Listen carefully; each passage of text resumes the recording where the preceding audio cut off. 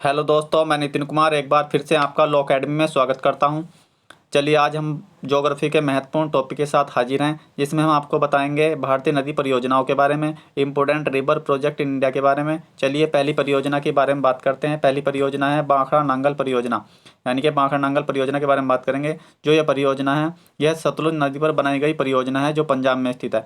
आपको याद रखना है कौन सी नदी बनाई गई, सतलुज नदी पर बनाई गई है, और कौन से राज्य में है, पंजाब राज्य में। दोनों के दोनों महत्वपूर्ण वो हैं, पॉइंट हैं, दोनों याद रखने हैं। आगे देखते हैं। यह परियोजना का निर्माण 1963 में किया गया था और बांखड़ा नांगल बांध के पीछे गोविंद सागर झील का निर्माण किया गया है। कौन सी झील का निर्माण किया गया है? गोविंद सागर झील का निर्माण किया गया है, जो मानव निर्मित झील है। कैसी झील है? मानव निर्मित झील, यानी मानव द्वारा बनाई गई झील, यानी कृत्रिम झील है। आपको याद रखना है। आगे देखते हैं। यह परियोजना पंजाब, हरियाणा और राजस्थान राज्य का संयुक्त उपक्रम है, यानी कि जो परियोजना है इससे जो लाभ होगा पंजाब राज्य को होगा, हरियाणा को होगा और राजस्थान को होगा। तीनों के तीनों आपको नाम याद रखने हैं। कौन कौन से राज्य हैं? पंजाब, हरियाणा, राजस्थान। आगे देखते हैं। अगली परियोजना है दामोदर नदी घाटी परियोजना। कौन सी है? दामोदर नदी घाटी परियोजना। जो है नदी घाटी परियोजना है दामोदर नदी जो है हुगली की सहायक नदी है। आपको याद रखना है। इस परियोजना से झारखंड, बिहार, पश्चिम बंगाल को लाभ हो रहा है। कौन कौन से राज्यों को लाभ हो रहा है? झारखंड, बिहार, पश्चिम बंगाल। तीनों तीनों नाम याद रखने हैं आपको। आगे देखते हैं। दामोदर नदी की 3 प्रमुख सहायक नदियाँ दी गई हैं। कौन कौन सी हैं? बराकर है, कोनार है, पोकारो है। तीनों के तीनों आपको नाम ये भी याद रख लेने हैं। चलिए आगे देखते हैं।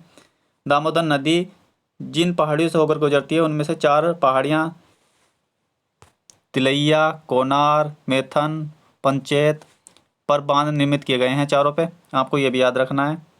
आगे देखते हैं। रिहंत बांध परियोजना। कौन सी रिहंत बांध परियोजना के बारे में बात करेंगे?